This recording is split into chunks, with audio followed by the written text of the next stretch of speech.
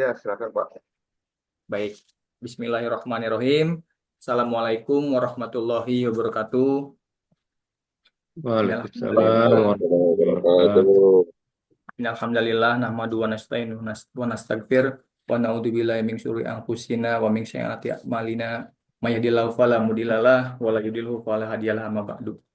Pertama, marilah kita panjatkan puji syukur kepada Allah di mana atas berkat rahmat dan hidayahnya sehingga kita diberikan kesempatan, kenikmatan dan kesehatan sehingga kita dapat mengikuti agenda pada siang hari ini. Selawat serta salam selalu tercurah limpahkan ke junjungan Nabi besar kita, Nabi Muhammad SAW, yang tentunya kita harapkan syafaatnya nanti di yaumil akhir.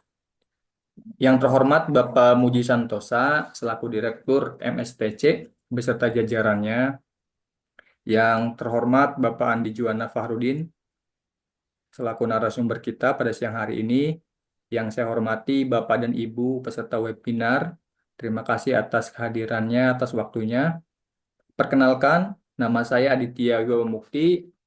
Saat ini saya menjadi salah satu Jafung di Dinas Pekerjaan Umum dan Penataan Ruang Pemerintah Kabupaten Serang, Provinsi Banten, yang akan memandu webinar pada siang hari ini. Sebelumnya, saya akan membacakan peraturan webinar kita. Yang pertama nanti kita ada sesi penyampaian materi oleh narasumber, itu kurang lebih nanti 45 menit. Nanti kemudian sesi kedua akan ada tanya jawab dan diskusi. Nanti juga kami ingatkan bahwasannya setelah sesi oleh narasumber nanti akan ada daftar hadir, mohon diisi oleh Bapak Ibu sekalian. Nanti yang terakhir mungkin ada closing statement dari Bapak Muji Santosa. Baik, untuk mempersingkat waktu, marilah kita buka acara pada siang hari ini dengan membacakan basmalah. Bismillahirrahmanirrahim. Sebelumnya sedikit saya sampaikan biodata Bapak Andi Juwana Fahrudin. Beliau saat ini menjadi staf ahli hukum dan pemerintahan di Kabupaten Luwu Timur. Beliau juga pernah menjadi kepala bidang jasa konstruksi, kepala bidang sumber daya air, kemudian pernah juga menjadi kepala bagian ekonomi dan pembangunan. Saat ini juga beliau menjadi ahli kontrak, advisor, pemberi keterangan ahli, pendamping kontrak. Beliau juga menjadi salah satu penulis buku ahli kontrak pemerintah. Nah, selanjutnya kepada Bapak Andi Juwana Fahrudin, STCCMS, dipersilakan menyampaikan materi nanti selama 45 menit, Pak. Mohon izin, nanti akan ada notif dari saya ketika 5 menit lagi akan berakhir, Pak. Baik, kepada Bapak Andi Juwana Fahrudin SSTCCMS, waktu dan layar kami persilahkan.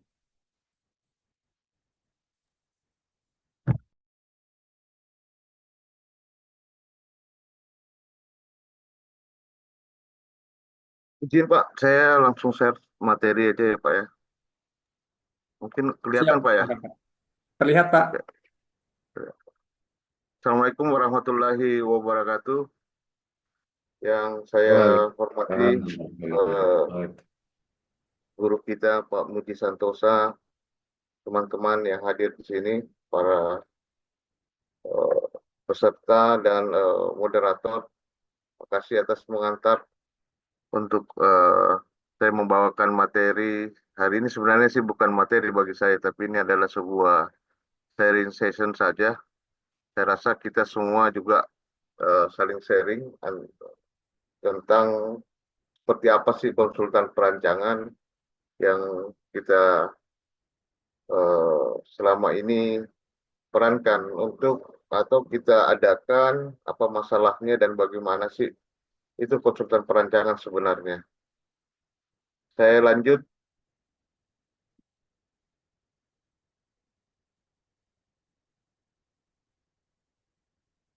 eh, Kalau kita melihat bahwa ini pengertian dari penyedia jasa perancangan konstruksi adalah sebuah perusahaan atau badan usaha yang memberikan layanan usaha jasa konsultansi konstruksi di bidang perencanaan teknis konstruksi.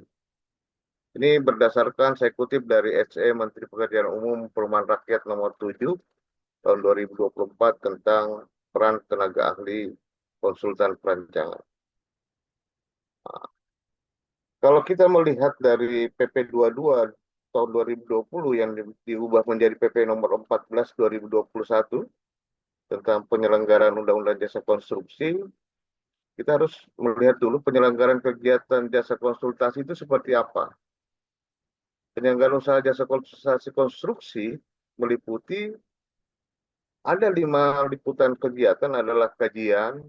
Setelah kajian kita lakukan perencanaan, dari perencanaan kita lakukan perancangan, pengawasan atau manajemen penyelenggaraan konstruksi. Ini berdasarkan PP 22, saya kutip di PP 22 tahun 2020 yang diubah oleh menjadi PP 14 tahun 2021. Nah, kegiatan perencanaan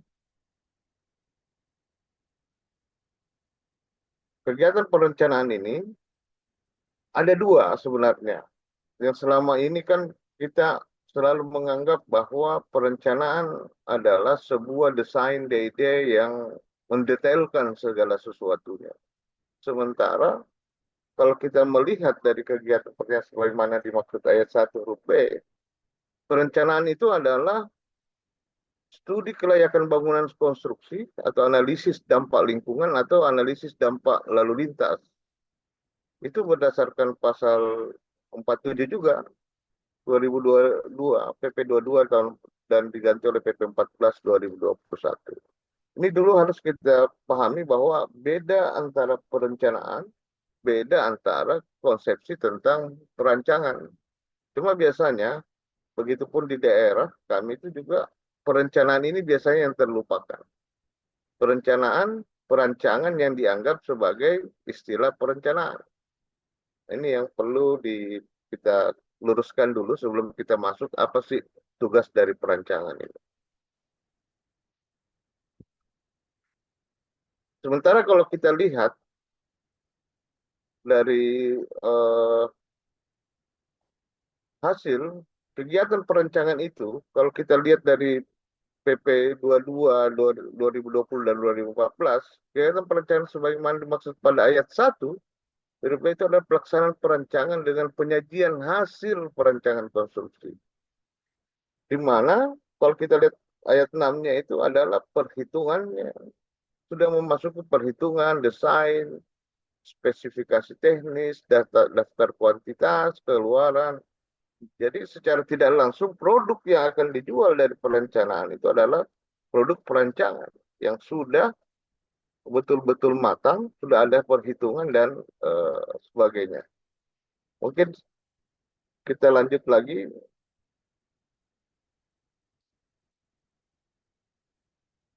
Nah, di mana perancangan dalam siklus penyelenggaraan konstruksi. Nah, ini juga harus mungkin kita lihat bahwa perancangan itu berada pada posisi sebelum pembangunan. Sementara perencanaan itu setelah dilakukannya pengkajian, maka perancangan itu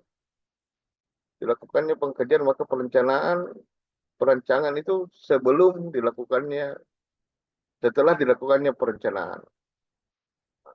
Ini adalah siklus di mana posisi perancangan di dalam pekerjaan jasa konstruksi.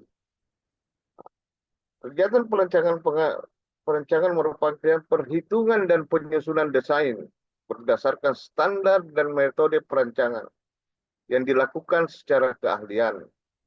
Pemilihan dasar, metode perancangan, pelaksanaan perancangan, penyajian hasil perancangan, menggunakan data perancangan dan data perancangan yang dapat dipertanggungjawabkan. Ini kembali lagi ke PP 22 yang di JO PP 14 2021.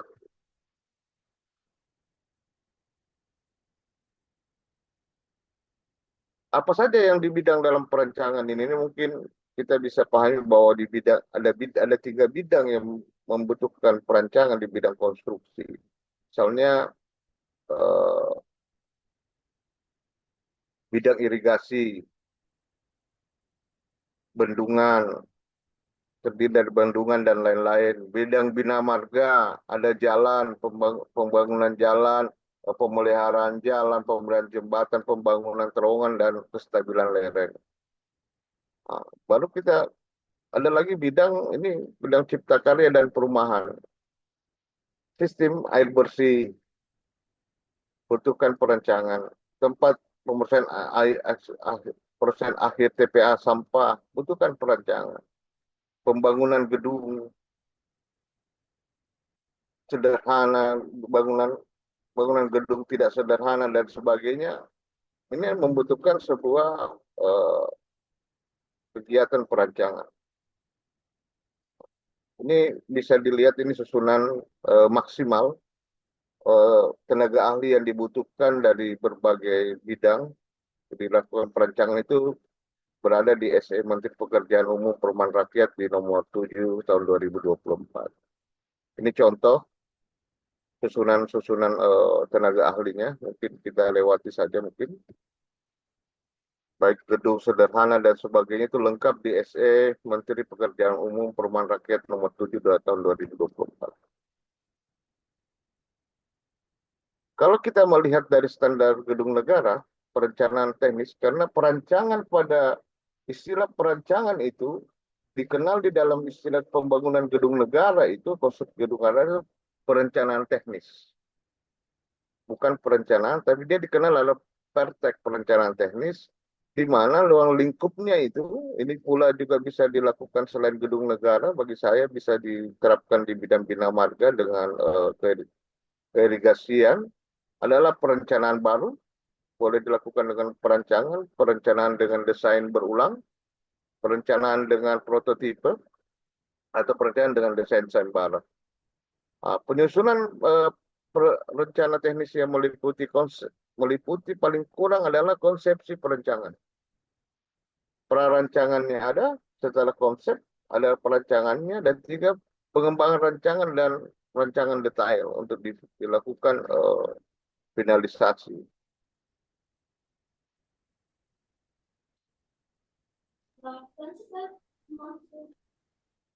Kalau kita melihat tanggung jawab dari konsultan perancangan, ini saya kutip dari berapa termasuk SE Menteri, itu tanggung jawab dari konsultan perencanaan adalah pemenuhan standar. Maksudnya standar keamanan, keselamatan, keberlanjutan dalam hasil perancangan. Yang bagian B, hasil perancangan sesuai dengan kriteria desain yang ditetapkan oleh PPK.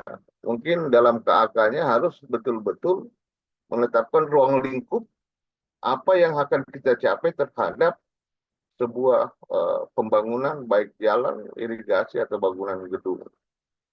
Nah, tugasnya adalah, tugas tanggung jawabnya itu, selain itu konsultan perancangan ini mendampingi PPK dalam melakukan pada saat pelaksanaan pemilihan penyedia, pada saat unwiji misalnya.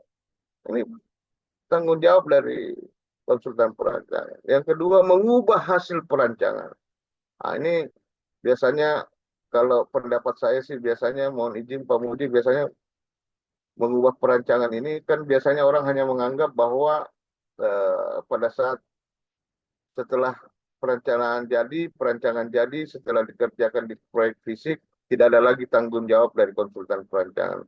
Bagi saya, konsultan perancangan ini seperti tanggung jawab yang ada di SE ini adalah sebuah, dia wajib merubah tanggung jawabnya perancangan itu ketika perencanaan itu tidak sesuai dengan kondisi yang berada di lapangan pada saat pelaksanaan, karena desain perancangan itu adalah akan diuji pada saat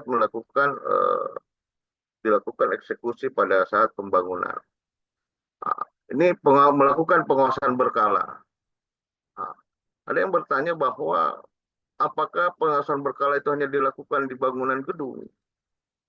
Menurut saya tidak hanya berada di bangunan gedung, tapi konsultan perencanaan itu tetap melakukan pengawasan berkala pada saat pelaksanaan sampai dengan FAO. Bagaimana dengan kegagalan bangunan? Itu merupakan sebuah tanggung jawabnya juga. Dan tapi konsultan perencanaan ini punya wewenang. Pertama, dia bisa menolak yang tidak sesuai dengan standar kaidah teknis. Nah, inilah yang biasa poin A ini biasa menjadi soal juga bagi kita di selaku pengguna. Nanti mungkin pada saat diskusi kita bisa. Yang kedua, menandatangani hasil perancangan, menyetujui menandatangani perubahan perancangan. Ini biasanya juga pada saat dilakukannya CCO fisik di lapangan. Ini biasanya tidak melibatkan konsultan perancangan, tapi langsung melibatkan konsultan pengawas dan sebagainya. Menyetujui atau menolak perubahan rancangan berdasarkan revisi rancangan yang dilakukan dengan kewenangan. Jadi setiap perubahan-perubahan yang terjadi itu harus mendapatkan persetujuan dari konsultan perancangan. Ini kita masuk ke dalam tahap tugas dari penyedia perencanaan konstruksi. Tahap persiapan, ini pertama dia harus memahami apa KAK yang diberikan oleh pengguna dan syarat dan ketentuannya. Yang kedua, dia harus menyusun program mutunya, bentuk jaminan dan pengendalian mutu pekerjaan perencanaan seperti apa. Karena dia ahli, maka dia harus paham tentang regulasi standar teknis laporan studi kelayakan tentang wilayah sekitar itu dengan data dari perencanaan. Jadi perencanaan dan perencanaan ada satu kesatuan, tahapan yang sangat dekat, dan data perencanaan itu digunakan pada saat kita melakukan sebagai data dukung di perencanaan. Konsultasi dengan pemerintah daerah terkait, misalnya peraturan daerahnya seperti apa. Ini biasanya ini terkait dengan wilayah, apakah sudah sesuai dengan wilayah terhadap pembangunan tersebut, tentang izinnya bagaimana, harga satuan daerahnya seperti apa, koordinasi dengan pada saat pelaksanaan survei mungkin dengan pemerintah setempat, desa, dan RT. Nah, ini mobilisasi. Nah, dari tahapan persiapan itu paling sedikit dia harus menghasilkan program mutu. Menghasilkan laporan hasil kegiatan, berisikan uraian tanggapan terhadap KK rencana kerja untuk mencapai sasaran yang diharapkan. Kita lanjut. Nah, setelah dari tahapan ini, kita masuk ke pengumpulan data analisis. Dalam tahapan pengumpulan data analisis itu persiapan kegiatan survei, apa-apa saja kegiatannya adalah dia lakukan survei, melakukan survei pengumpulan data primer, kebutuhan lingkup, pekerjaan, perencanaan konstruksi, melakukan analisis terhadap seluruh survei yang dilakukan sebagaimana tercantum dalam AK-AK sesuai dengan persetujuan PPK.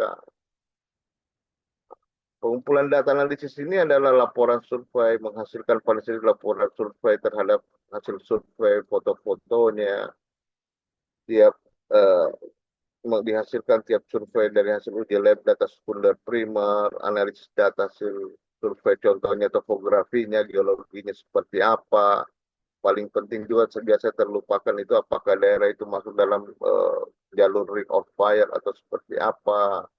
Rencana tidak lanjutnya, berisi perencanaan tidak lanjut, perencanaan termasuk usulan detail strukturnya seperti apa. Karena biasa juga kita melakukan poin di poin C ini, struktur ini biasa juga tanpa sesuatu yang detail pertama diusulkan. Itu tiba-tiba kayak jalan, tiba-tiba kita mengusulkan jalan beton, aspal. Sementara CBR tentang itu misalnya hanya membutuhkan aspal, tapi diusulkan sebagai jalan beton. Ini juga sesuatu yang tidak efisiensi menurut saya. Kalau kita lihat dari PP 16 2001 tentang gedung negara, konsepsinya adalah perencanaan ini paling sedikit meliputi data informasi, analisis, dasar pemikiran dan pertimbangan perencanaan. Kenapa perlu di poin 3 ini? Karena kita menganggap yang kita rekrut ini adalah ahli dalam bidangnya. Tidak serta-merta menerima apa usulan dari PPK selaku seorang ahli, tetap memikirkan, mempertimbangkan dasar keahlian terhadap keahlian yang dia lakukan. Program ruang, organisasi hubungan ruang, sistematika bicara teknis, dan sebagainya. Nah, kalau kita lihat prarancangan ini digunakan dalam memperoleh sesuai pengertian yang lebih tepat atas konsepsi rancangan. Ini kita lewati saja seperti poin 3 ini.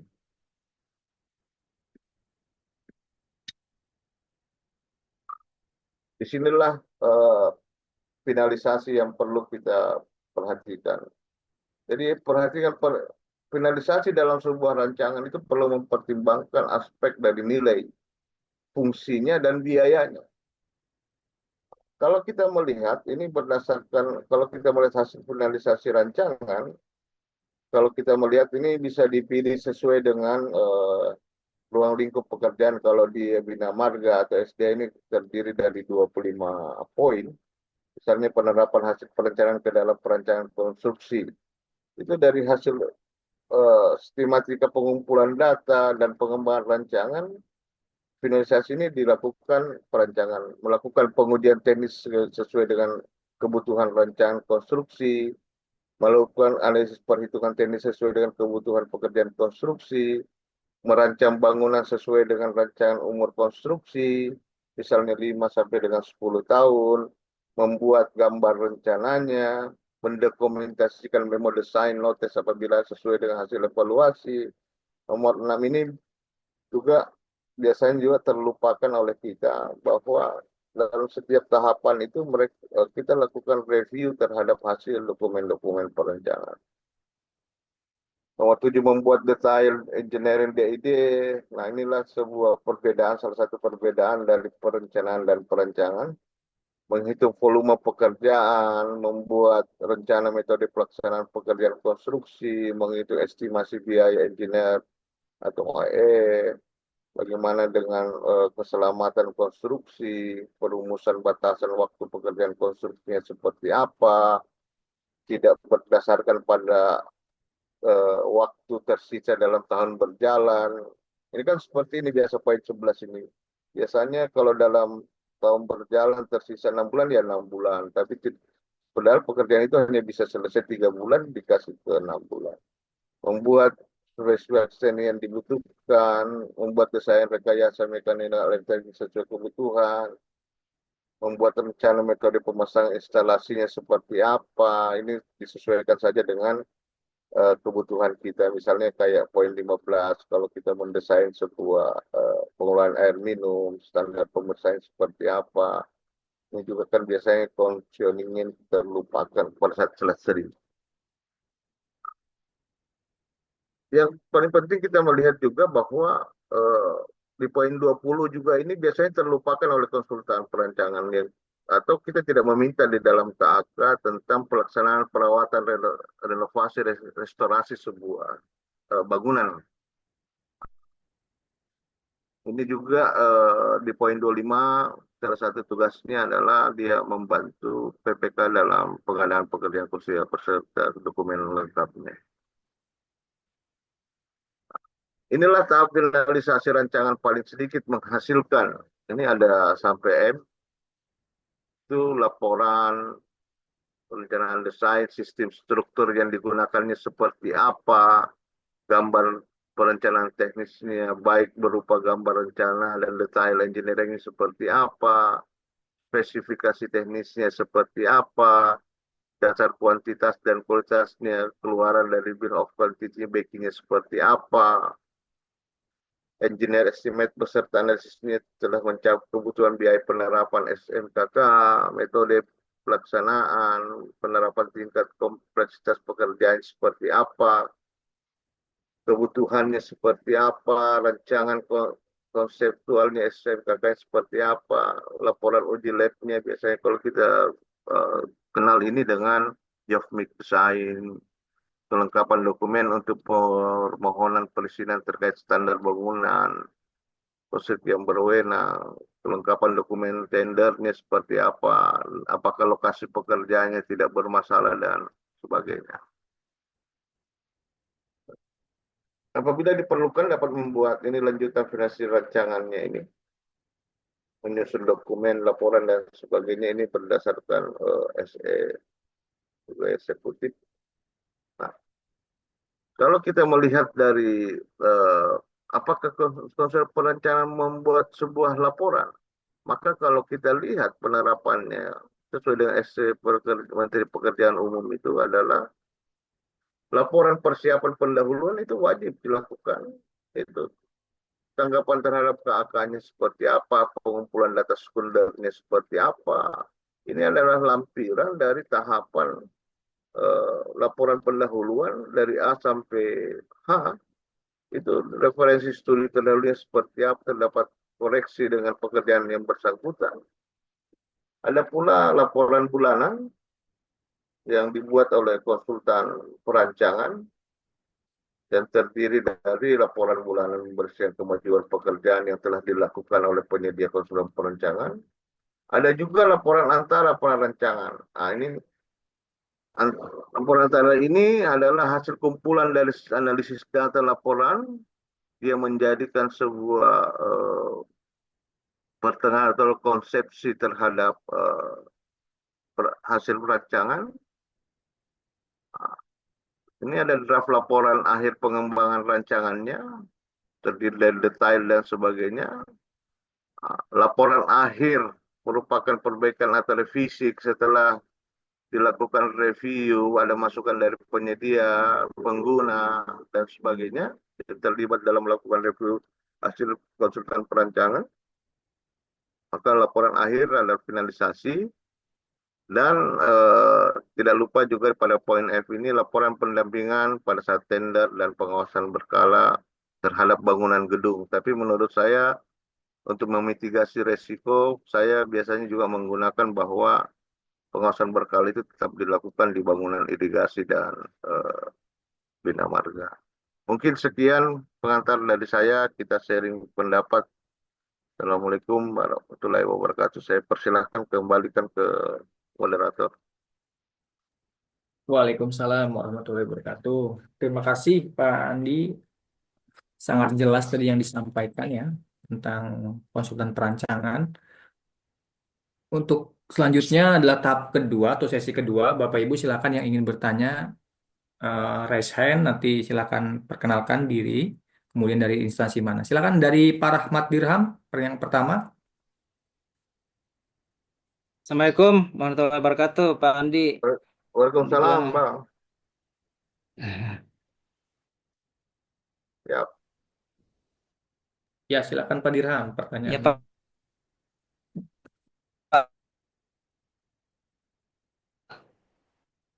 putus ya. Suaranya putus-putus Pak Rahmat.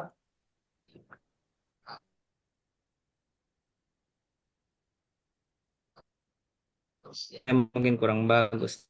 Iya, mungkin di off cam dulu Pak, biar Sudah sinyalnya. bisa kedengaran, Pak? Pak Ya, ini, ya, Pak Aditya. Ya, kedengaran Pak, ya. kedengaran. Nah, di off cam aja Pak, biar sinyalnya agak ini. Silakan Pak, perkenalkan. Oh, kalau begini, Pak, kedengaran, Pak? Jelas, jelas Pak, Kedengaran suara saya, Pak? Masih putus-putus. kedengaran. Jelas ya? Kedengaran Pak, jelas Pak ya. Oh ya, Silakan. kalau gitu saya off cam aja dulu. Mungkin jaringan kurang, WiFi saya kurang bagus. Pak Andi, saya kembali, Pak. Ini Siap. yang dijelaskan tadi di mana nih? Yang di PP 16 tahun 2021. Situ kan ada Ya, ya. ada perancangan. Nah, kalau yang ini yang saya masih masih kurang-kurang dapat pencerahan. Ini kalau misal terkait dengan rencana tata ruang wilayah itu kan perencanaan juga. Apakah itu Ya. dia masih masuk di perencanaan konstruksi kah atau non konstruksi secara ini? Mungkin Pak Andi ada pengalaman tentang itu. Terus yang apa lagi nih terkait dengan apa tadi saya? Saya lupa yang satu pertanyaan saya Pak tentang yang saya ingat masih yang itu. Mungkin Pak ada pengalaman kalau misal dia terkait dengan rencana tata ruang wilayah itu apakah dia masih masuk di perencanaan konstruksi atau dia non konstruksi berdasarkan Oh, siap, siap. pengalaman dari Pak.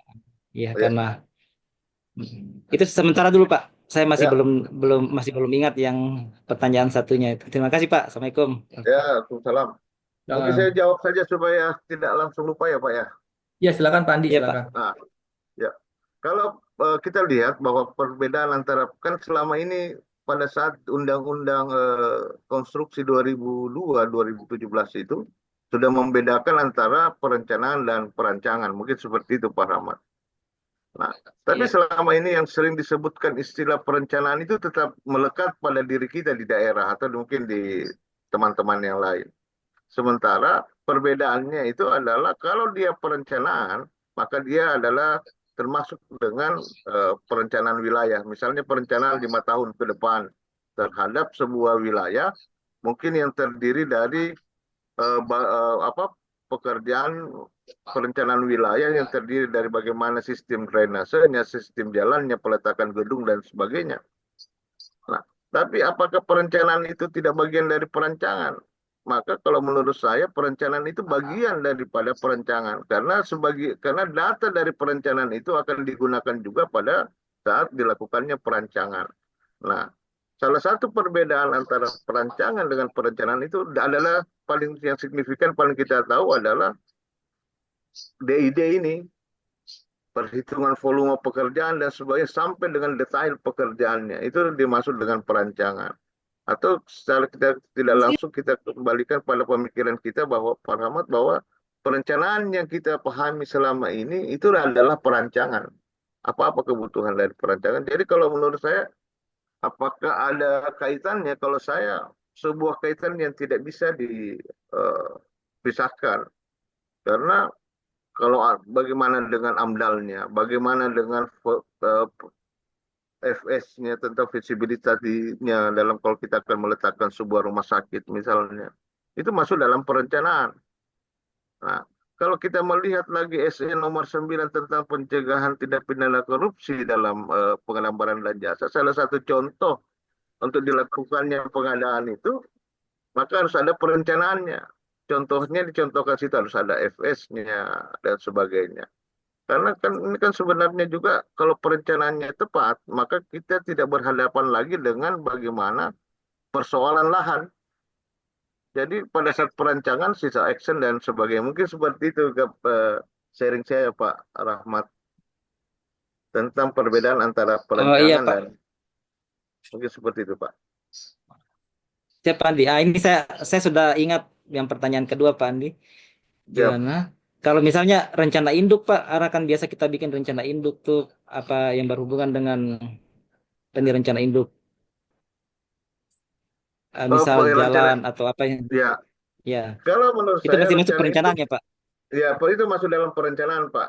Nanti kan Konstruksi ya? biasanya kalau kita masuk dalam perencanaan itu kan biasanya begini Pak. Dalam kondisi bina marga biasanya ada direncanakan dalam satu wilayah penghubung antara kecamatan A, kecamatan B sekitar 60 kilo misalnya. Tapi berdasarkan kebutuhan anggaran kan ini kan dilakukan survei bagaimana dengan pembahasan lahan dan sebagainya, amdalnya seperti apa. Nah, nanti setelah rencana induk itu kan bisa saja dilakukan secara bertahap dan ditelurkan secara bertahap berdasarkan kondisi-kondisi STA yang ada. Mungkin seperti itu Pak. Jadi kalau pendapat saya masih masuk dalam Baik Pak rencana Andi induk Juwana, masuk terima kasih. perencanaan. Ya, siap. Bagaimana Pak Rahmat? Sudah jelas ya Pak jawabannya? Iya, sudah jelas Pak. Terima kasih atas Oke. pencerahannya. Baik, baik. Terima kasih Pak. Ya, selanjutnya Bapak Ibu yang ingin bertanya silakan.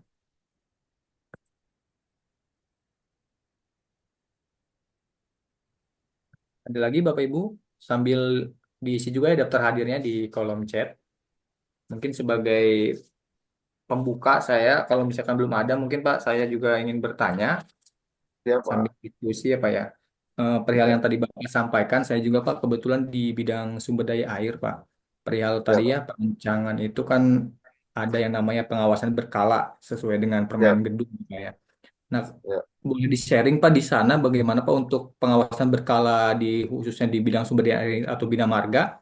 Apakah pembayarannya tetap ditahan Pak 5% untuk tahun anggaran berikutnya ketika konstruksi dilaksanakan Pak? Atau seperti apa mungkin Pak? Bisa di-sharing. Ini juga izin ya. Ini Ya, Pak. pengawasan berkala ini memang biasanya agak krusial di APBD. Iya Kebetulan saya betul Pak. di APBD ini kan cuma saya pernah lakukan, tapi saya sudah nggak jadi pejabat pembuat komitmen. Tapi pada saat itu saya pernah lakukan bahwa ini kan ceritanya pada saat pelaksanaan itu kan 80% pada saat kita akan melakukan pelelangan, ya kan? Konsepsi DID itu 80%, baru 5% pada saat pelelangan dan 15% dibayar setelah FAO. Mungkin seperti itu ya. Kalau mungkin saya diluruskan kalau saya salah, ini berdasarkan Permen PU 18 2022. Saya melihatnya seperti itu.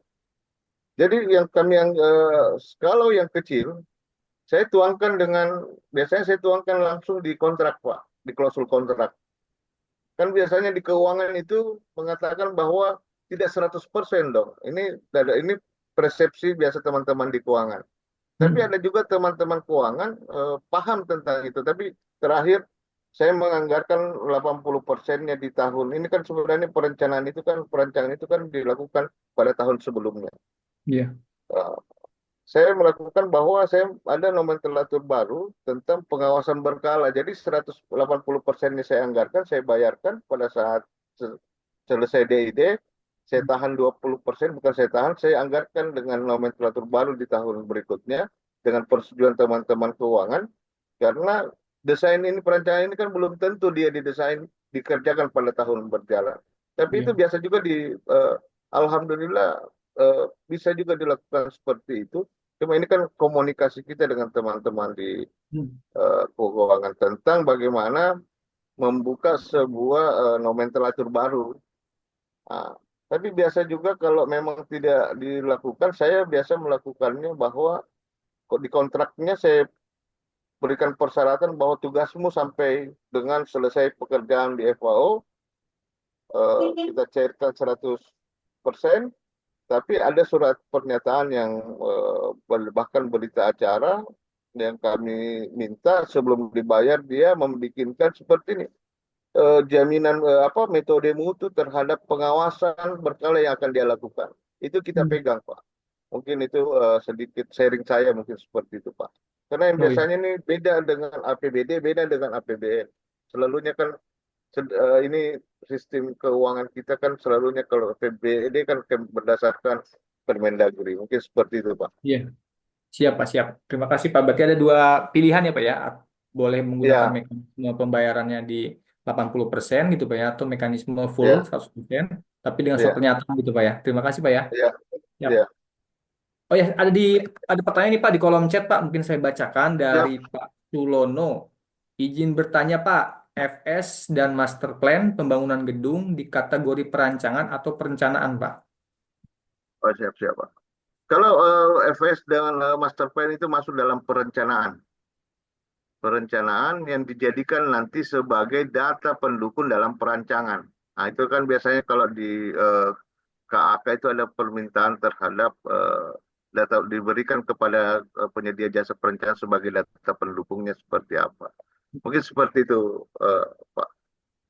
Iya Pak Sulono ya. Iya menarik sih Pak. Memang di tempat saya juga ada yang digabung Pak, itu boleh nggak Pak ya? Misalkan ada yang namanya itu SID Pak kalau di irigasi itu ya, Survei Ya, Investigasi Desain. standar investigasi desain. Biasanya Di dalam, itu, itu iya berlaku di di pengairan, biasanya di sungai Iya, dan sebagainya. di sungai. Itu di dalamnya ada dua-duanya, Pak. Jadi ada FSI, ya, ada DEDI ya gitu, Pak. Jadi digabung antara perencanaan dan perancangan, Pak. Boleh tidak seperti itu, Pak ya? Kalau saya begini, mungkin Pak, kita langsung aja ya Pak Adit ya. Iya, siapa? Kebetulan saya lama jadi kepala bidang bina sumber DA. daya air, hampir 8 tahun, 5 tahun. SID itu memang ada, misalnya SID sebuah sungai, itu misalnya dia panjangnya 80 kilo. Itu pada spot-spot itu sudah ditentukan bagaimana penanggulangannya. Tapi SID itu memang ada detail-detail yang ada, tapi itu belum fokus terhadap sebuah STA, setiap STA tahapan. Jadi kan misalnya begini, SID itu kan tidak mungkin satu kaligus dilakukan. Misalnya kalau dia di sungai atau di jalan, pasti dia dilakukan secara bertahap pada spot-spot yang dianggap paling rawan. Nah, jadi memang ada biasanya kita temukan detailnya, misalnya kalau turap seperti apa, detail turap dan sebagainya, tapi itu tidak mendetailkan pada setiap STA. Nah, itu mungkin jadi di perancangan ini sudah mendetailkan dia berdasarkan setiap STA. Mungkin seperti itu. Berarti Jadi masuknya ke kembali perencanaan ya, Pak ya? lagi, iya, kembali lagi bahwa perencanaan dan perancangan ini sesuatu yang tidak bisa dipisahkan. Datanya harus berkelanjutan ke perancangan, mungkin seperti itu. Siap, Pak. Kalau menurut pengalaman saya, Pak. Siap. Cuma minta maaf Pak Didit, kejadian kita di daerah kan perencanaan ini yang dilupakan. Iya, Sebenarnya betul. langsung ke perancangan. Rancangan. Sementara perencanaan ini tidak dilakukan, dianggap Iya. bahwa perencanaan dan perancangan itu dilakukan satu kesatuan. Siap, Itu siap. yang Siap, siap. itu terjadi juga di tempat kami. Siap, Pak. Oke, Pak, lanjut Pak ke pertanyaan berikutnya nih, Pak. Pada Pak Rahmat dulu ya, lagi resen lagi nih. Ya, Silakan Pak Rahmat. ya. Pak, saya mau tanya lagi Pak. Ini masih kebetulan Pak Andi masih stay di sini. Siap. Pak, kalau misal Putus Pak Suaranya Rahmat. putus-putus, Pak. Pak Rahmat di off cam aja dulu, Pak. terkait yang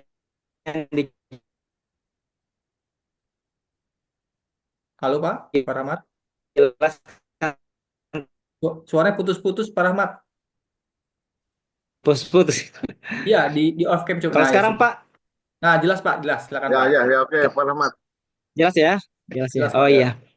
Pak Andi, ini terkait tadi yang untuk eh, anggaran perencanaan itu kalau misal kita anggarkan kan untuk perancangan ini ada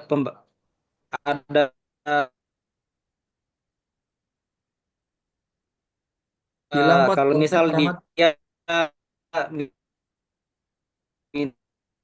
Putus Ki. Saya enggak. 1 tahun sebelum Pak Rahmat, suaranya Ya, putus-putus, Pak Rahmat. ya.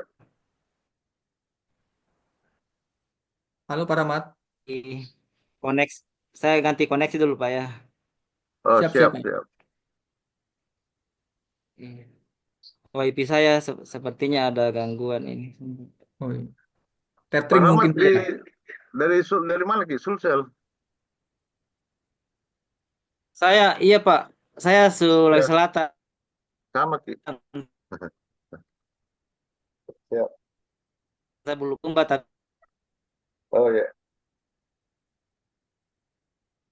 tapi kerjanya di Timika Pak. mantap. Dari Sulsel juga Pak.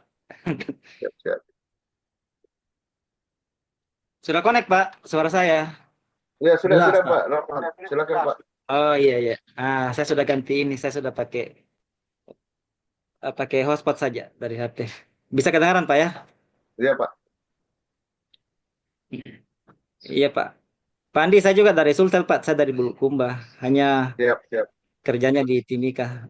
Pak, saya lanjut.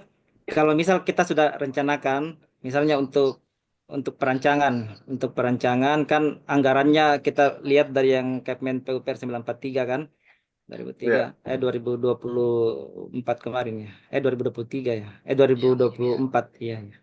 siap. Nah, kalau misal kita bikin perancangannya 1 tahun sebelumnya, berarti kita anggarkan saja 80% dari nilai perancangan yang berdasarkan Kepmen 943 itu 20%-nya kita pakai untuk tahun depannya, begitu ya Pak?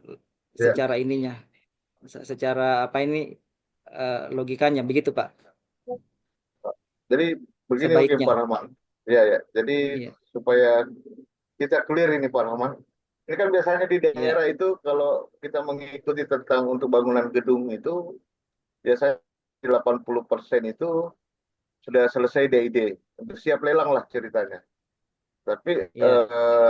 kita kan tidak, tapi ini tetap harus koordinasi dulu dengan keuangan kita Pak Rahmat. Apakah ada nomenklatur yang bisa masuk tetap pengawasan berkala? Karena biasa jadi pertanyaan dari auditor itu. Kok ada 2 pengawasan? Ada pengawasan berkala, ada pengawasan tentang konsultan pengawas itu sendiri. Kan beda. Kalau pengawasan berkala dilakukan oleh konsultan perancangan, kalau pengawasan dilakukan oleh konsultan pengawas. Nah, Iya. cuma Betul, biasanya untuk di tempat kami sudah jelaskan dan sebagainya, itu bisa dimasukkan seperti itu. Cuma kalau yang kecil misalnya dia perancangannya paketnya 50 juta atau 100 juta, itu biasanya saya supaya tidak ribet kita tuangkan di kontrak, bahwa tetap bertanggung jawab melakukan pengawasan berkala sebelum dibayar 100%, dia bikin pernyataan dan mengikutkan mutu tentang metode pengawasan berkala yang akan dilakukan. Nah, itu yang kita lakukan, tapi tetap dibayar 100%. Kalau yang besar kita koordinasikan dengan keuangan. Mungkin seperti itu karena kadang pula juga dianggap bahwa ada dua pengawasan. Nah, ini mungkin diperlihatkan di bagian keuangan tentang bagaimana dicantumkan di dalam ada aturan yang mengatur tentang itu. Mungkin seperti itu Pak Rahmat. Ini sharing saja, tapi ada juga mungkin teman-teman lain di daerah yang melakukan yang berbeda. Karena biasanya ini hanya kendala di faktor di pengelolaan keuangan daerah saja mungkin seperti itu. Karena biasanya ada alasan dianggap aset tidak dianggap 100% dan sebagainya. Mungkin seperti itu Pak. Oh iya Pak. Baik Pak, nanti kami kalau misal akan melakukan seperti itu, koordinasi dulu dengan Iya Pak. bagian ininya ya, bagian yang tim anggarannya. Ya, iya Ya. Pak. Terima kasih Pak. Baik, selanjutnya Pak mungkin saya Ya, bacakan di kolom chat nih Pak, ada yang menarik Pak dari Pak Herwanto Sayong. Izin bertanya Pak, untuk pekerjaan perancangan di kecamatan atau APBD yang nilainya 10 juta ke bawah, untuk komposisi personilnya seperti apa? Apakah dalam lampirannya harus ada tenaga ahli Pak? Kalau perencanaan 10 juta ke bawah, kita sudah pastikan bahwa itu adalah perancangan yang sangat sederhana mungkin. Dia berulang dan sebagainya. Mungkin harus dijelas juga ini kriteria pekerjaannya seperti apa. Dan juga kalau kita melihat dari standar remunerasi tenaga ahli, itu kan tenaga ahli sekarang minimal kalau saya nggak salah 18 jutaan ya. Ini kan 10 jutaan. Mungkin seperti itu. Jadi kalau saya sarankan itu diswakelolakan atau dilakukan secara perorangan saja, konsultan perorangan. Mungkin seperti itu. Baik. Silakan Bapak Ibu yang ingin bertanya bisa klik raise hand, silakan. Ada lagi Bapak Ibu dari Pak Muji mungkin? Ada yang mau diskusi atau sharing juga?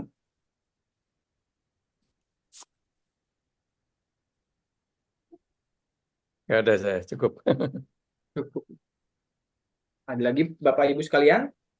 Masih ada waktu kita. Mungkin sedikit ya Pak Andi ya, sambil Siap, membuka siap diskusi Pak. yang Pak lainnya, Pak Haji. ya. Ya, Tadi perihal yang pertanyaan yang terakhir tadi perihal komposisi personil dan remun ya Pak ya. Nah di iya daerah Pak. yang kekhawatiran Pak masalah remun nih Pak. Jadi remunnya itu malah di bawah Pak tenaga ahli. Jadi khawatir misalkan ada temuan dari lain-lain lah, seperti udah khawatiran Ya. tersendiri. Nah itu bagaimana sih Pak untuk meyakinkan PPK gitu untuk remunerasi ini bisa apa diterapkan gitu Pak? Seperti itu Pak. Mungkin Pak. Ya. Ini kan biasanya kan yang biasa menjadi soal kita, Mas, di daerah itu, ini pun juga biasa terjadi di daerah kami juga. Tapi 2 tahun terakhir ini kami sempat juga memberikan masukan kepada keuangan. Kan selama ini selalu menganggapan bahwa yang dimaksud dengan perancangan itu 2% dari nilai pagu fisik. Kan selalu berpatokan itu. Oh iya betul Pak, betul. Pengawasannya 3%, sehingga yang terjadi kalau di pengawasan kan penugasan tuh. Iya. Dikurangi tenaga ahlinya, inspektornya diperbanyak, tenaga ahli kurang sekian sekian. Tapi kalau di perancangan ini kan produksinya adalah hasilnya adalah lumsum. Nah, kalau dia lumsum berarti dia berdasarkan dari output dari hasil sebuah produk dari perancangan itu. Nah, sekarang ini maka kita melakukan terhadap pertegas di KAK-nya, Pak. Nah, kalau berbicara remunerasi, itu kalau menurut saya wajib dilakukan remunerasi itu, Pak. Karena kalau kita baca itu pasti ada sanksi-sanksi akan diberikan kalau tidak sesuai remunerasi terkait itu. Cuma yang menjadi soal kalau program tentang review terhadap konsultan perancangan ini kan biasanya hanya nama saja yang tercantum.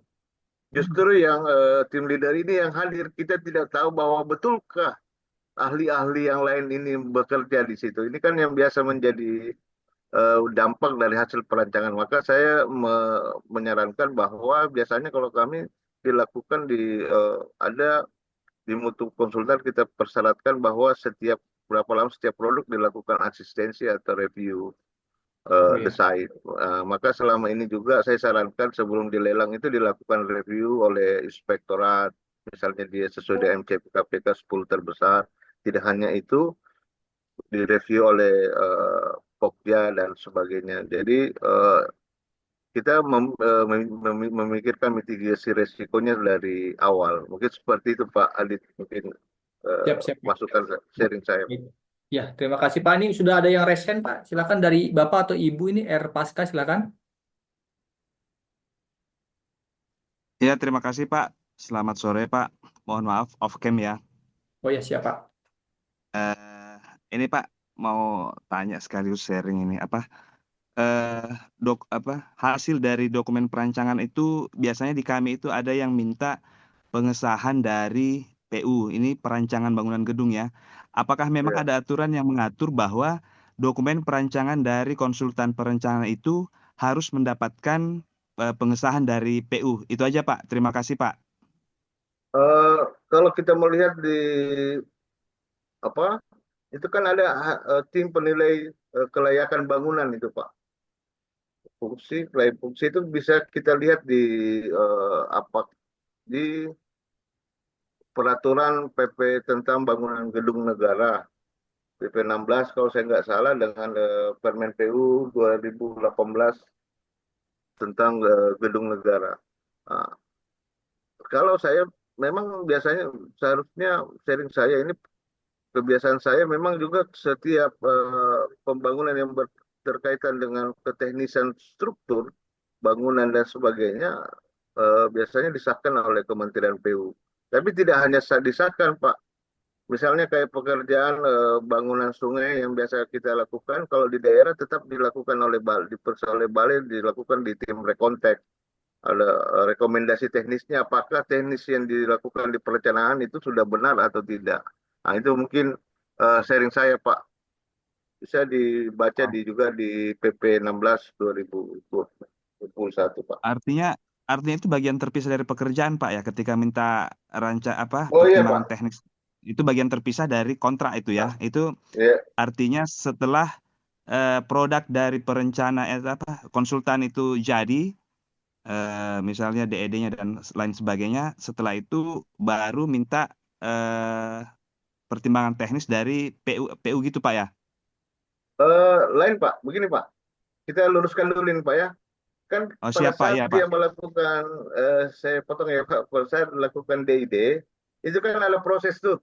Dia ngambil data, dia lakukan prarancangan untuk konsepsi struktur dan sebagainya. Nah, ya, itu kan tetap harus diperiksa atau direview oleh pengguna. Nah, sekarang pertanyaannya apakah di tempat Bapak ada orang teknis atau tidak? Tidak ada. Maka saran saya bukan pada hasil DID-nya, pada saat DID berjalan itu tetap melibatkan orang-orang KPU-an Terus yang untuk tenaga ahli mereka itu Pak, mendapatkan, ya Pak. apakah maksudnya kan perancangan itu disusun oleh tenaga ahli, apakah itu tidak cukup gitu Pak? Apakah memang harus mendapatkan lagi dari PU gitu Pak? Ya, kan ada orang yang bersertifikat sebagai ahli bangunan gedung, Pak. Kalau saya Iya tidak Pak. salah istilahnya sebagai ya ahli bangunan gedung negara. Nah, ini biasanya itu mendapatkan rekomendasi itu, Pak. Kan ceritanya ini kita untuk membuktikan bahwa DID itu benar atau tidak, ini kan salah satunya juga harus ada second opinion. Karena saya bilang tadi biasanya juga kita berhadapan dengan penyedia yang tim leadernya oke, secara penawaran ahlinya benar, tapi pada saat pelaksanaan ternyata ahli itu tidak ada.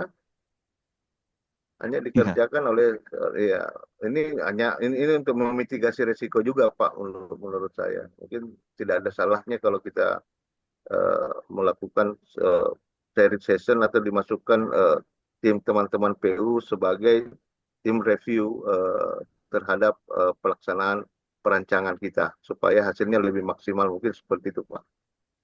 Oh, baik Pak, baik. Ya. Yap, terima kasih Pak. Siap. Baik, selanjutnya di sini Pak udah ada yang resen lagi dengan Pak Hamdana ya dari BPOM Makassar. Dipersilakan Pak.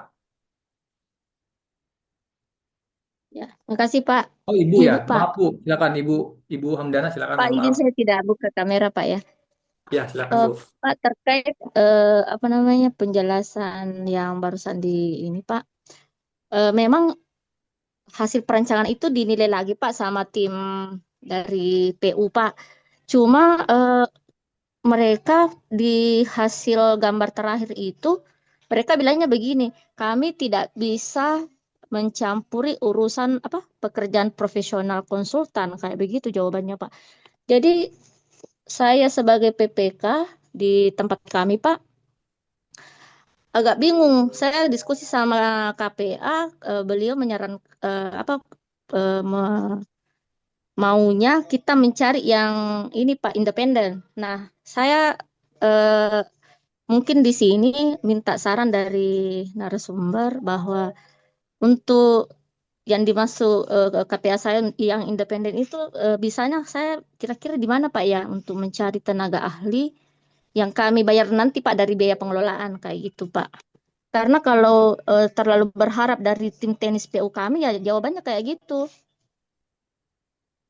eh, Apa namanya itu bahwa tidak bisa mencampuri urusan apa pekerjaan profesional konsultan kayak gitu Pak. Jadi Oke Bu. gimana Pak ya?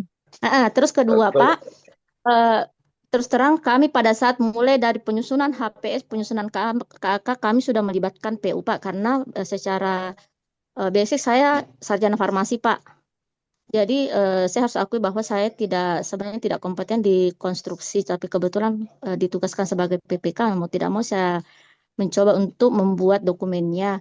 Kemudian tetap selalu melibatkan PU, tetapi setelah kami dapat pemenang, tiba-tiba PU-nya mempertanyakan terkait BIM, building apa sih namanya itu Pak? Saya lupa ya istilahnya.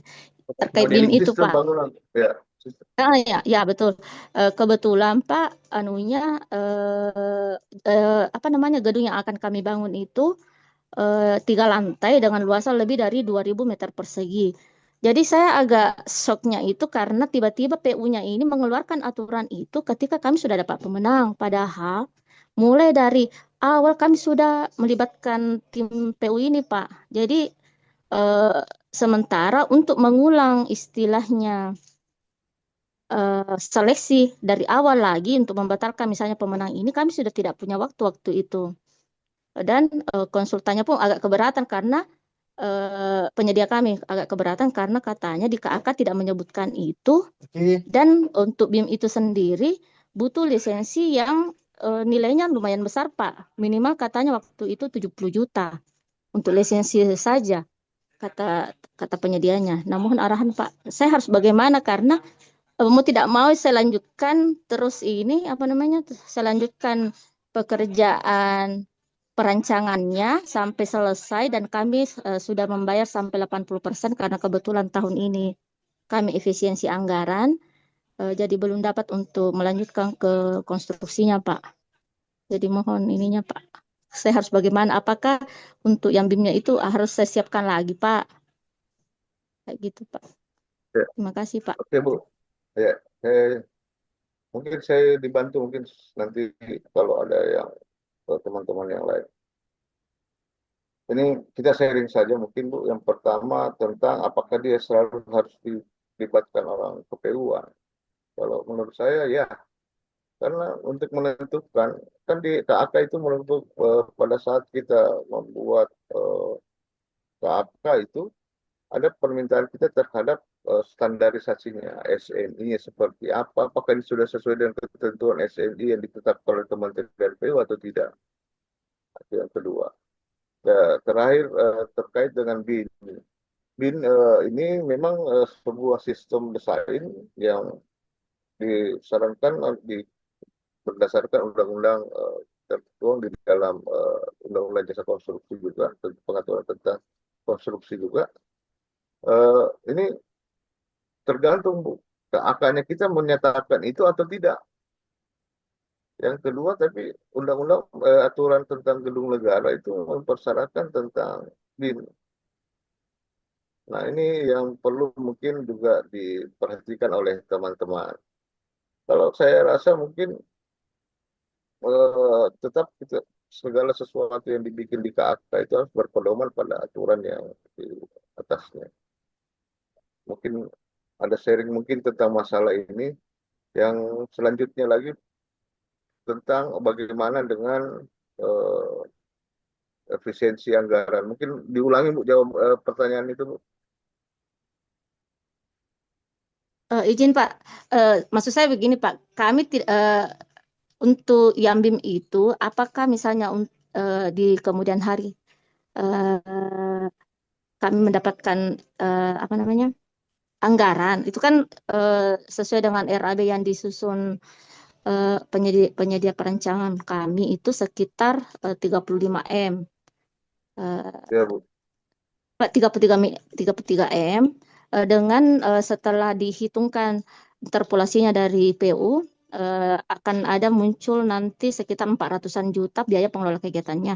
Kalau misalnya memang BIM itu wajib, Pak, apakah bisa saya mengadendum sisa dari kira-kira mengadendum sisa dari sisa 20% dari konsultan perancang itu untuk supaya mereka pakai BIM, Pak, kayak gitu. Karena kakak saya tidak menyebutkan sementara secara aturan wajib itu BIM itu, Pak. Ya. Kalau menurut saya buat justifikasinya Bu berdasarkan aturan yang mewajibkan, kalau saya boleh. Kalau saya boleh Bu. Baik, Pak. Terus Pak ada rekomendasi tidak, Pak, orang yang independen yang bisa kami jadikan pendamping PPK, Pak, kayak itu tim ahli apa sih namanya istilahnya, Pak, Oh ya, supaya tim ahli mendampingi konstruksi kami, ya. Pak. Ya. Iya. Baik. Kalau saya menyarankan ada di Makassar ya. Iya, Pak, betul di Makassar, Pak.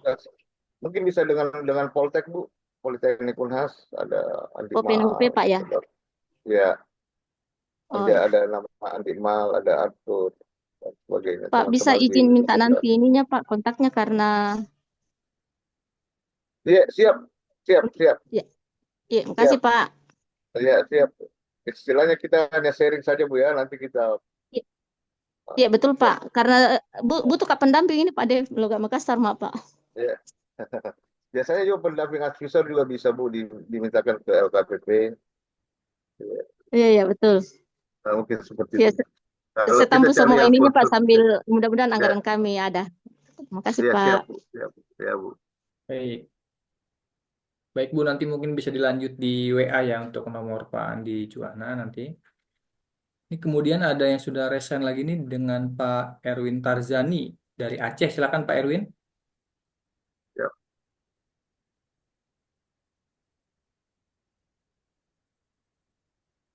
Pak Erwin, silakan.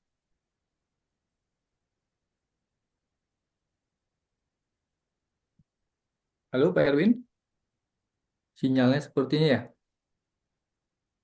Sambil menunggu Pak Erwin ini Pak, saya bacakan di kolom chat nih sedikit Pak. Ya, Di Pak Anis silakan, Pak. Liando. Izin bertanya, ada perencanaan nilainya 200 juta. Sedangkan fisiknya 90 miliar. Ada terjadi kegagalan konstruksi. Siapa saja yang bertanggung jawab itu, Pak? Mungkin, Pak, seperti itu pertanyaannya. Ini fisiknya berapa Pak? 90 miliar. 90 miliar fisiknya. Konsultan Rencananya, perancangan 200 juta. rencana. Ini kan pertama kita melihat bahwa komposisi pasti kita belum tahu ini pekerjaannya pekerjaan apa ya. Ya, Ini dulu betul. yang kita harus clearkan. Yang kedua, kalau menurut saya kegagalan bangunan ada dua pendapat saya bahwa itu harus diteliti oleh ahli siapa yang menyebabkan ini sesuai dengan Undang-Undang Jasa Konstruksi dan PP yang menjelaskan tentang undang-undang jasa konstruksi. Mungkin seperti itu. Karena kita belum tahu detailnya seperti apa. Iya. Apakah Mungkin Pak disebabkan Anies oleh ya. Pak perancangan Anies dan Liando sebagainya mungkin atau bisa open mic. Pak Anies.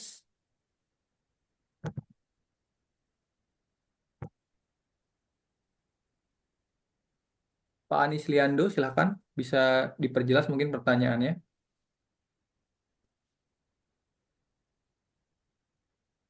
Halo Pak Anies, sepertinya sudah Ya. tidak ada Pak. Ya silakan Bapak Ibu yang ingin bertanya. Ada lagi? Kita masih ada. Oh ya Pak Erwin, silakan Pak Erwin. Ya, Bismillahirrahmanirrahim. Assalamualaikum warahmatullahi wabarakatuh. Terima kasih Salam. Pak Adit, Pak Andi. Saya ikut diskusi Pak, boleh ya? Siap Pak Erwin, kita sharing ya. Siap. Kebetulan saya auditor Pak, auditor BPKP. Oh siap. Ya, Siap. jadi mungkin pertama-tama kami mengucapkan terima kasih Pak Andi, sharing sessionnya terkait perencanaan, karena memang di lapangan saat ini kan teman-teman auditor, baik itu BPK ya, APIP itu eh, kadang-kadang sudah coba untuk melihat proses perencanaan seperti apa gitu. Jadi tidak hanya dilihat dari output, apakah kemudian proses perencanaan yang dilakukan itu betul-betul sesuai dengan ketentuan gitu.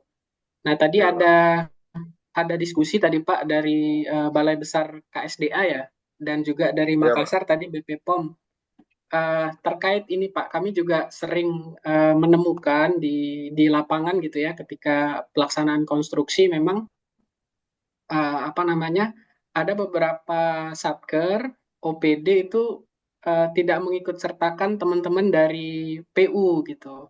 Padahal sebenarnya seperti yang Pak Andi sampaikan tadi, bahwa di dalam Permen PU di Undang-Undang Jasa Konstruksi peran teman-teman PU itu kan sebagai pembina gitu.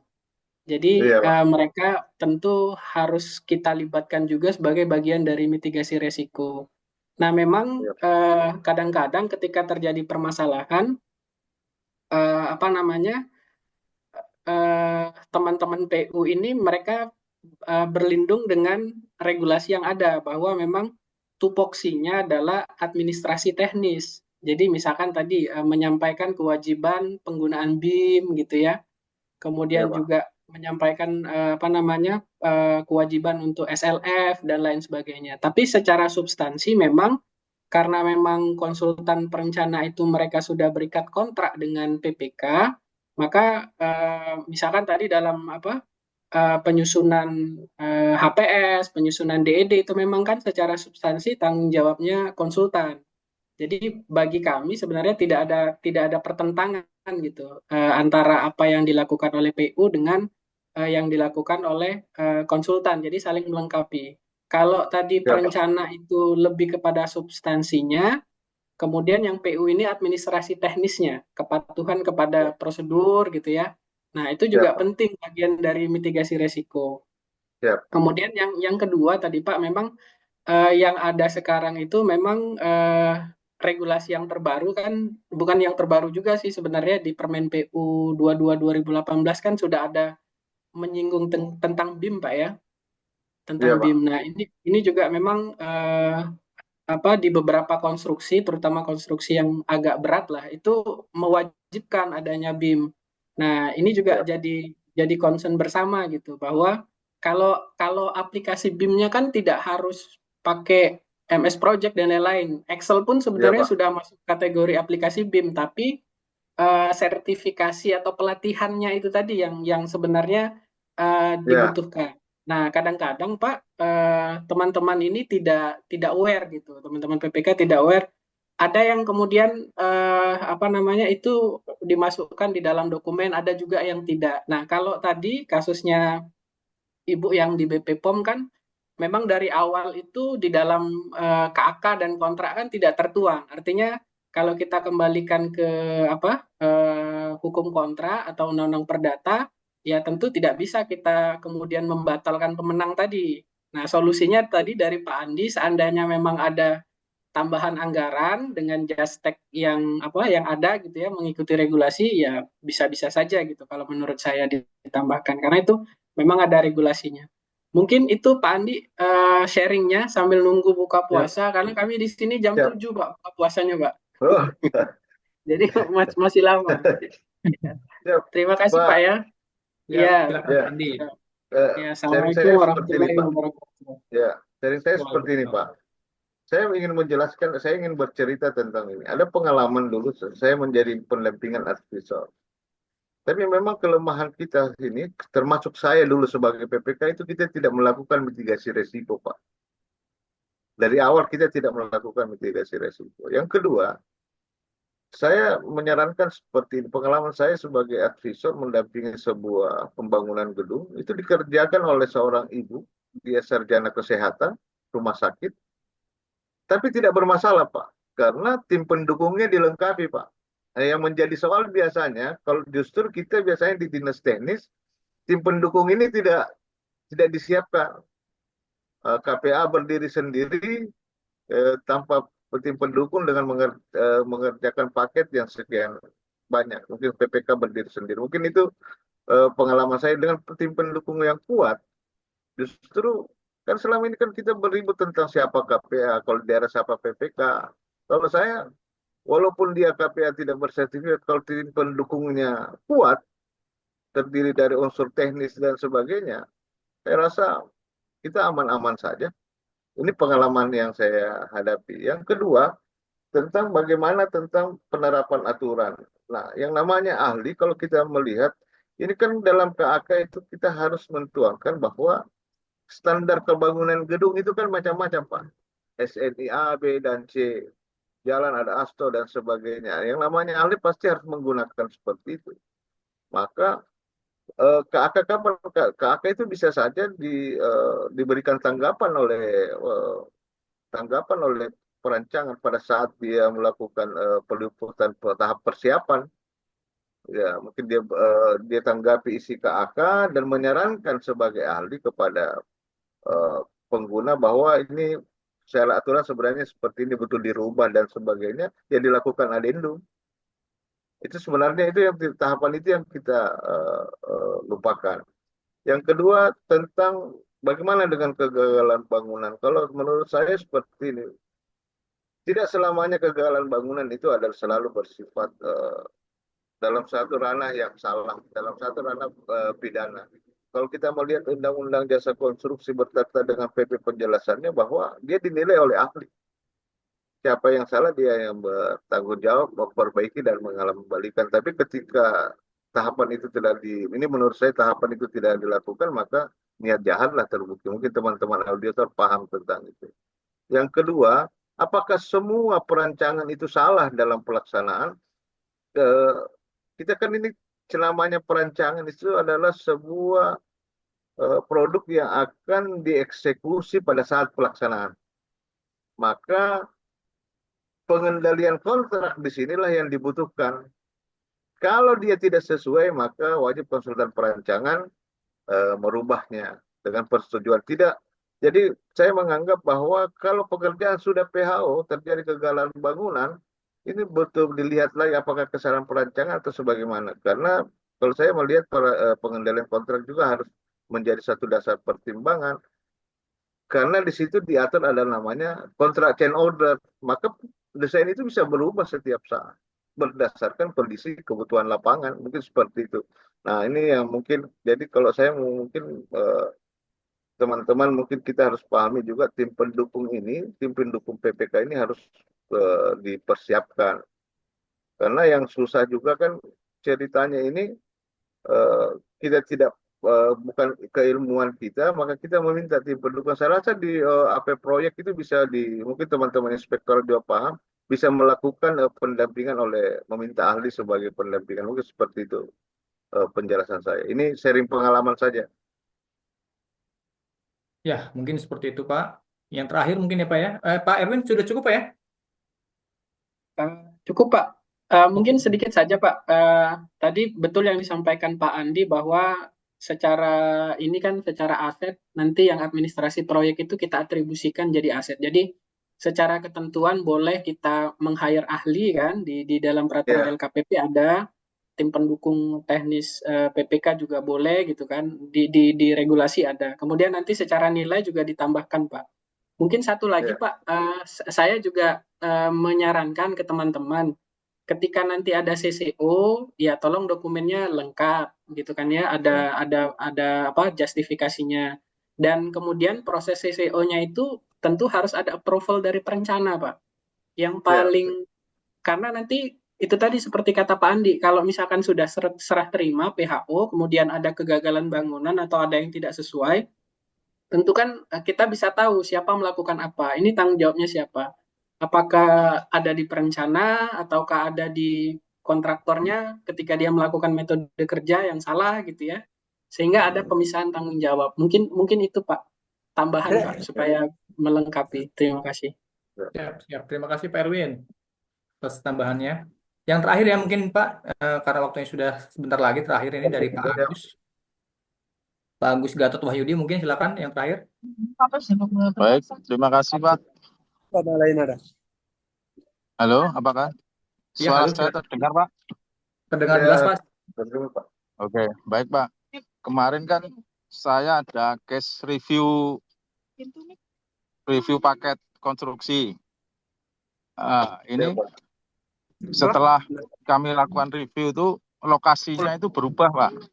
Lokasinya Ya, pertama itu kan di lokasi A, nah sekarang itu di B. Nah, kami sarankan untuk melakukan perencanaan ulang Pak. Tetapi PPK-nya ini tetap kekeh untuk cuman menganggarkan uji tanah aja Pak, dan anggarannya itu ditaruh di konstruksi. Apakah ini sudah sesuai aja atau bagaimana Pak ya? oh iya Pak. Mungkin itu aja Pak. Ya, Terima kasih Pak. kalau dia berpindah lokasi, maka dia harus dilakukan pengambilan data ulang mungkin seperti itu Pak, sebagai tugas konsultan perancangan. Karena kan kita tidak tahu lokasinya antara dari tanah gambut ke tanah keras atau dia ke tanah rawa dan sebagainya. Nah, yang perlu diketahui juga ini bangunannya bangunan apa ya Pak ya? Gedung Pak, ini 2 lantai, gedung 2 lantai. 2 lantai ya. Nah, Ya. sekarang ini apakah kalau saya, ini kan gambar perencanaan, ini kan konsultan perencanaan gedung itu kan dia melakukan pendampingan kan Pak. Nah ini kan pada saat kita review, Bapak sebagai Pokja ya. Ya, betul Pak. Nah pada saat kita review ini kan harus jelas perhitungannya. Kalau kita lihat kan, ini desainnya, kriteria desain seperti apa, perhitungan desainnya seperti apa. Nah, ini kan bisa saja direview kembali sebagai dasar sebuah produk yang akan dilelang. Ini kan kalau dia berpindah lokasi tiba-tiba, ini pendapat saya Pak ya, saya tidak tahu, mungkin teman-teman yang lain mungkin berpendapat lain. Tapi menurut saya sebenarnya kalau kita sudah dari awal mengetahui bahwa perencanaan itu tidak sesuai dengan lokasi dan akan merubah sesuatu, maka saya sarankan sebelum dilakukan pelelangan dan dilakukan review dulu baru dilakukan pelelangan kembali. Supaya juga dalam pelaksanaan kita, dalam pengendalian kita juga, ini pengalaman saya dari PPK, dalam pengendalian kita tidak menyusahkan kita. Ada pasti range waktu juga yang menjadi keterhambatan bagi pada saat melakukan pekerjaan. Mungkin seperti itu. Ini saran saya Pak, pendapat saya mengatakan bahwa sebelum harusnya direview kembali dulu. Saya rasa ini kan sisa pengambilan data-data saja, data-data setelah diambil data-datanya, pasti kan ada rekomendasinya, pastinya perubahan terhadap struktur pondasi. Mungkin seperti itu, Ya. kurang lebih seperti itu Pak. Oke, Saya rasa. baik Pak, terima kasih masukannya Pak. Iya Pak. Baik, cukup ya Pak Agus. Cukup Pak. Baik, terima kasih. Ya, mungkin terakhir Pak Muji ada tambahan atau masukan Pak? Ya, terima kasih Pak Adit, Pak Andi Juwana. Ya, Saya menegaskan yang poin terakhir aja, bahwa produk perancangan itu jangan lupa direview. Kalau direview nanti akan memudahkan pelaksanaannya, tidak banyak Siap. CCO, tidak banyak perubahan kontrak atau adin kontrak, dan kontrak juga tidak terlambat karena tidak banyak berubah. Jadi tolong Siap. mungkin akan direview hasil produk-produk perancangan. Saya ucapkan terima kasih pada Pak Andi Juwana, Pak Adit, dan Siap, Pak. Bapak Ibu sekalian. Semoga yang disampaikan Pak Andi Juwana bermanfaat bagi kita semua. Terima kasih. Wassalam. Waalaikumsalam warahmatullahi wabarakatuh. Terima kasih Pak. Baik Pak. Terima kasih Pak Andi Juwana atas diskusi Siap. dan sharing pada hari ini. Mungkin karena sudah mau jam 4 Pak, nih baik kita tutup Pak ya. Marilah kita tutup acara Siap. ini dengan membacakan lafaz hamdalah. Alhamdulillahirabbil alamin. Alhamdulillah. Saya selaku moderator mengucapkan terima kasih banyak kepada Bapak Ibu peserta sekalian. Mungkin nanti ada yang bertanya lagi, nanti bisa lanjut di grup ya Bapak Ibu sekalian. Terima kasih juga Bapak Andi Juwana atas penyampaian materinya. Terima kasih kepada MSTC dan panitia penyelenggara atas terselenggaranya acara ini. Dan saya juga mohon maaf apabila saya ada salah-salah kata. Karena ini udah mau lebaran nih Pak, kami mengucapkan minal aizin wal faizin, mohon maaf lahir dan batin. Akhir kata dari Saya juga saya, wabillahi taufiq wal hidayah. Wassalamualaikum warahmatullahi wabarakatuh. Saya kembalikan mohon ke maaf lahir batin buat semuanya. Waalaikumsalam. ya, mohon maaf lahir batin, Waalaikumsalam Pak. warahmatullahi Mohon Baik, Bapak Ibu, wabarakatuh. jangan maaf lahir lupa batin. asumsi. Mungkin ada tutur kata salah. Ya, Ya, sama-sama Pak. Pak Muji. Ya, ya. jangan lupa Baik, absen Ibu, jangan Pak. lupa asumsi. Kita bertemu lagi insya Allah Jumat depan. Sekian ya, saling berpisah. Minal Siap. aidin wal faizin. Siap. Waalaikumsalam Ya, warahmatullahi mohon wabarakatuh. izin, Bapak Mohon izin. maaf lahir Mohon maaf batin. lahir dan batin, Pak Muji. Siap, Pak Rahman. Pak Rahman, Pak siap. Adit ya. Siap, mohon maaf lahir batin Pak semuanya. Pak Andi gimana? Siap, siap, Pak Rahmat. Salam. Kita nanti kontak-kontak lah. Siap, siap. Siap, siap, Pak.